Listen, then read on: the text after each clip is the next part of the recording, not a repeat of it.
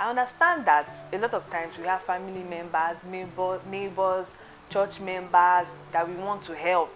They all come with, oh, I do small chops, I do wedding dress, I do videography, I do photography, and all of that. You should be selecting based on quality. If somebody comes and says, oh, I am a photographer, or I'm a videographer, and then you see his work and you're seeing Naya Atijo production, you know that one that you just cinema tutu in the beginning, and you just see boxes and everything just scattered everywhere, and this is 2020, it will end in tears. If you decide to go with people based on I know them, and they mess you up on your wedding day, at the end though.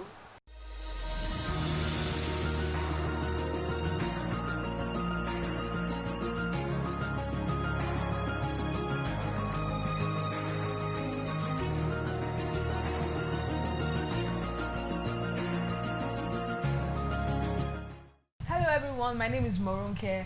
Welcome to another episode of the Planning Series with Mo. Today we'll be talking about wedding mistakes to avoid. 1. Doing anything before setting the budget. For example, your wedding is coming up and you already know we need the venue, we need a dress, we need food and all of that. But then you start making payments for food, making payments for drinks, and some other things, maybe family members or friends that vendors are already mounting pressure on you. Oh, give me your makeup, and then you just pay that one and then pay everybody, and then at some point you are stuck because you don't even know how much you intended to spend on the wedding, and then you already run out of cash at that point. So what's most important is once you're engaged and you already start the wedding planning process, you already started the wedding planning process, first thing is to have a budget. Draw up your own estimate. Every single item that you'll be spending on that wedding, list it. If you look at my previous videos, I already did a video on how to create a budget estimate, so that would help you. That would be a guide to creating a budget estimate. List everything, know how much you intend to spend on each item. For example, makeup, if your budget is 150, it must be 150 or less. It shouldn't be more than 150. That way you are able to stay within your budget and then not get stuck at some point. 2. Neglecting to make a rain check. For example, if your wedding is towards the rainy season, I already said in one of my videos where I talked about how to select your wedding venue, I talked about doing a weather forecast, checking whether your date is towards the rainy season or if it's likely to rain on that day. If it's towards, you're already taking a risk if you are going to do your wedding outdoor. However, there are options. There are transparent tents that you can use that will still give that view. Everyone is able to look outside and see all that is going on. So in case it starts raining, you are safe. So please, it's very important. A lot of people just, make wedding plans, book venues and do all of that without the weather forecast is very, very important. It's not always accurate, like I've said before, it's not always accurate, but then it helps. 3. Assigning too many tasks to one vendor. I've seen this happen over and over and over again. I've heard brides and people complain, oh, this vendor didn't do me well, she did this, she did that. And I say, okay, what happened? How come the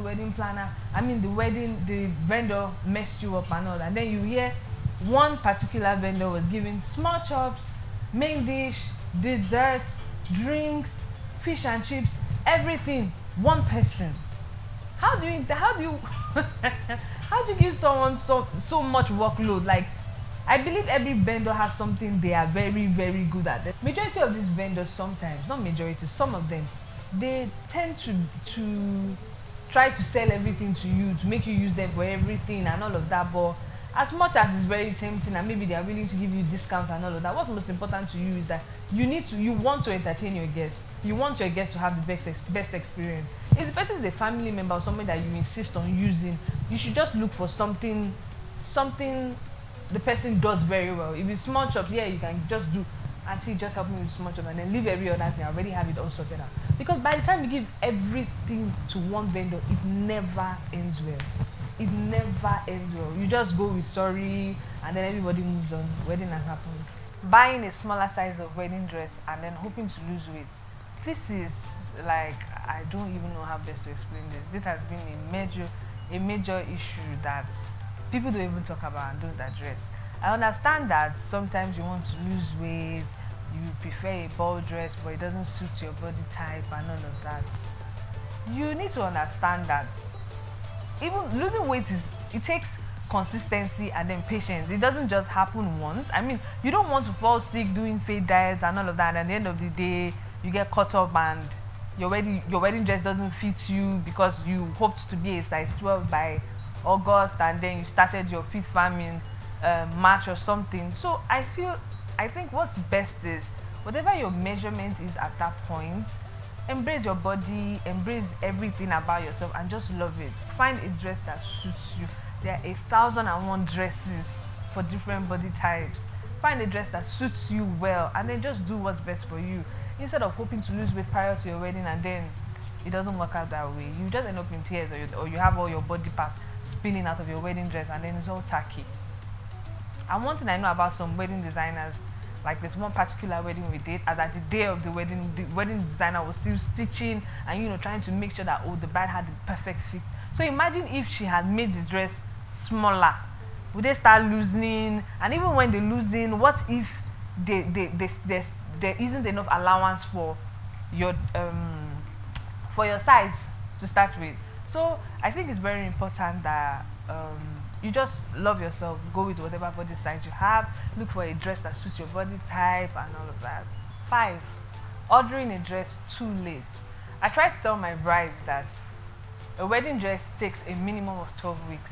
If you are making it, it takes a minimum of 12 weeks, except you're going to walk into a store and buy it. But if you try to make your dress, it takes 12 weeks. So it's important that you order your dress early, or I know there are some designers that can do that can fast track it at an extra fee, but then it's important that you give enough time for your dress to be made. 6, not using a wedding planner. This is 2020. Like I've said before, if you don't have a wedding planner, call me. It is important to use a wedding planner. See all these things we are talking about now. If I was a wedding planner, we don't have to talk about it. I already know, and I would avoid it in advance. 7, not selecting vendors on merit. I understand that a lot of times we have family members, neighbors, church members that we want to help. They all come with, I do small chops, I do wedding dress, I do videography, I do photography, and all of that. And then you shouldn't be selecting your vendors because, they are family. You should be selecting based on quality. If somebody comes and says, I am a photographer, or I'm a videographer, and then you see his work and you're seeing Naya Atijọ́ production, that one, and you just Cinema Tutu in the beginning, and you just see boxes and everything just scattered everywhere, and this is 2020, nobody's doing Cinema Tutu again. But then because you want to help for your family, you decide to go with that and expect him to do the 2020, to do what a better videographer would do. It will work, it will end in tears. If you want to be diplomatic about it, you can just have him.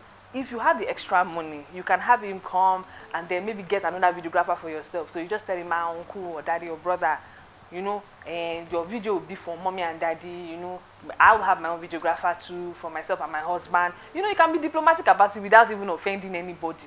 But if you decide to go with people based on I know them, and they mess you up on your wedding day, at the end though, no planner can help you. That is it. And I know one thing for sure, majority of most planners will tell you they won't be held responsible for vendors they did not provide. So if you bring somebody who compromises on quality and standard and they mess you up at the end of the day, you'd have to deal with it. 8, smaller venue for bigger crowds. This happens all the time. In this Nigeria, it happens like every Saturday back to back. In fact, there should even be a way for, I feel like if I owned an event center, if my maximum guest size is 1,000, it should just stay. Once it's 1,000, I don't think I should allow extra people in, because you are already exceeding my capacity, and that more people just means space. My drapes can get dragged because people are trying to fill in, or things can get broken, and all of that. Please, if your guest size is 1,000, you don't have any business looking at 300 guest size sitting hall. There's no magic. Nobody's going to sit down on anybody's head. It's not going to happen. Your guests will be standing outside, and you don't want it. I've noticed that most times people do things that they don't even really put their guests into consideration. You can't have a 500 guest size and use a venue that seats 50 people. There's no magic that would happen. If your wedding is 1,000, please look for a hall that seats 1,500. so there is space. It's not like everyone is just rubbing themselves on, you know, against anybody or something. As much as possible, please, if your guest size is 1,000, make sure your hall sits at least 1,500. Your decorator will even be very happy because there will be enough room for her to express herself. But by the time the guest size is already big and it has occupied everything, they have to start reducing the size of the stage. Maybe they intended to do a massive entrance or something. They're not able to do all of that because they have to see people. People are not going to sit down on people's heads now. So it is very important. In fact, if possible, say if your guest size is 500, pick a hall that is 1,000 and pick a decorator that knows how to finish work. They will, you will come inside and you not even know that it's the same hall. So please, it's very important to understand your guest size and also the venue that you intend to use. Thank you for watching my video. Please don't forget to like, comment, and subscribe. Thank you.